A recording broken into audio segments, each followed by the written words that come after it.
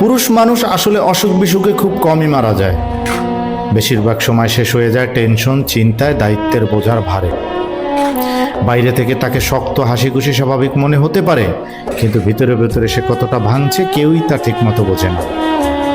সে কাঁদতে পারে না, বলতে পারে না, কারো কাছে দুর্বল দেখাতে পারে না, কারণ সবাই ধরে নেয় পুরুষ মানেই নাকি পাহাড়ের মতো শক্ত। তাই অসুখ বিসুখ নয়, টেনশনই ধীরে ধীরে তাকে খেয়ে ফেলে। একদিন বুঝতে বুঝতে না বলা কষ্টেই পুরুষ মানুষটা মারা যায়।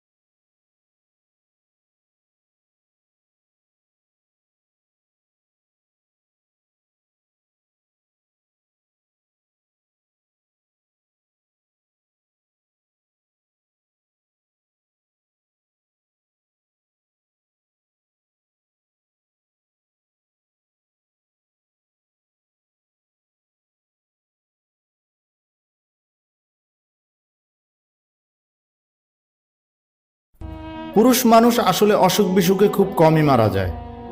বেশিরভাগ সময় শেষ হয়ে যায় টেনশন, চিন্তায়, দায়িত্বের বোঝার ভারে। বাইরে থেকে তাকে শক্ত, হাসি খুশি, স্বাভাবিক মনে হতে পারে, কিন্তু ভিতরে ভিতরে সে কতটা ভাঙছে কেউই তা ঠিকমতো বোঝে না। সে কাঁদতে পারে না, বলতে পারে না, কারো কাছে দুর্বল দেখাতে পারে না, কারণ সবাই ধরে নেয় পুরুষ মানেই নাকি পাহাড়ের মতো শক্ত। তাই অসুখ বিসুখ নয়, টেনশনই ধীরে ধীরে তাকে খেয়ে ফেলে। একদিন বুঝতে বুঝতে না বলা কষ্টেই পুরুষ মানুষটা মারা যায়।